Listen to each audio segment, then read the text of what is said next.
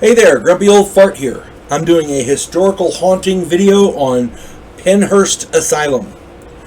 In 1903, Pennhurst State School opened as Eastern Pennsylvania's state institution for the feeble-minded and epileptic. This was supposed to be a safe environment for the mentally challenged and epileptic to live and learn.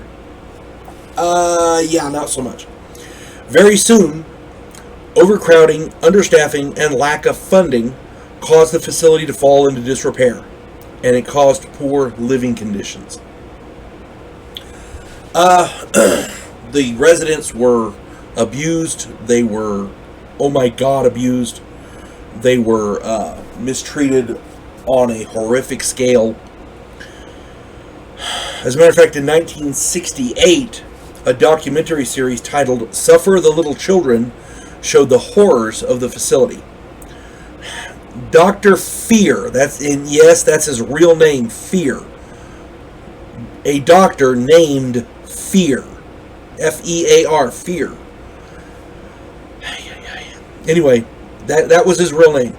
This Dr. Fear admitted in the documentary to threatening and punishing patients.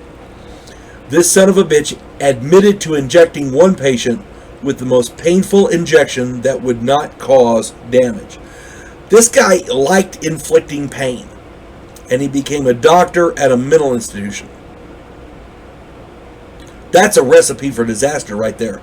If I'm checking a relative into any kind of a relative into a facility, and the doctor is named Dr. Fear, we're leaving. I mean, that's all I gotta know. But on top of that, you find out his name really fit.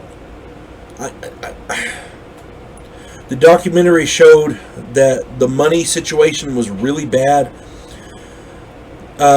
Each resident, the facility spent $5.90 on each resident, and that's in comparison to one of the zoos that spends $7.15 per day for each animal.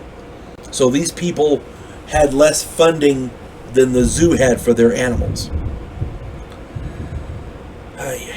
The horrific conditions and vicious beatings compounded the inhumane treatment. In 1974, a class action lawsuit showed that the average age of the residents was 36, and that each resident spent an average of 21 years at Pennhurst. Imagine spending 21 years in those conditions. Holy crap. One resident suffered about 40 injuries, including, get this, cracked teeth, a fractured finger, and a broken jaw. One former resident said that the facility reeked of feces, urine, and smelled like a doghouse.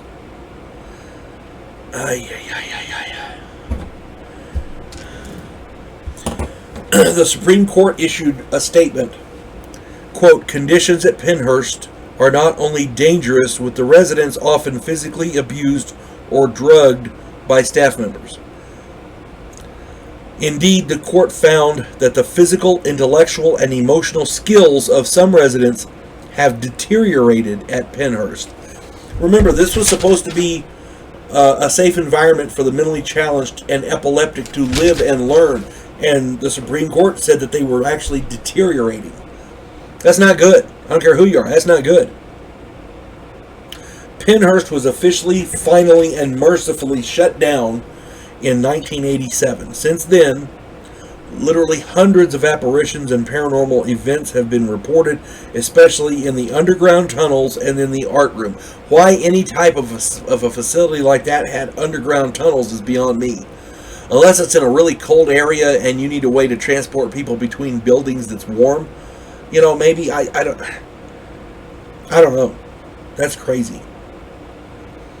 It doesn't seem viable to me, but that's, you know, it was 1903, so you never know. It seems that the most haunted places originate from the places where the living are treated the worst. And that makes sense.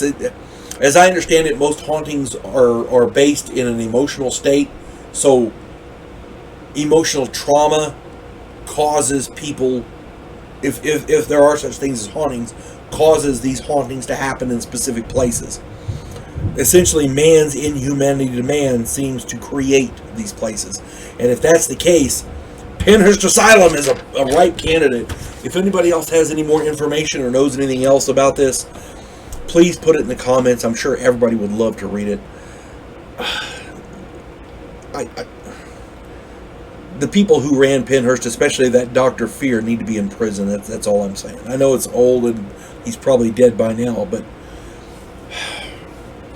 I hope he's as tortured as the people he did torture. At any rate, you folks have a good day. God bless one and all.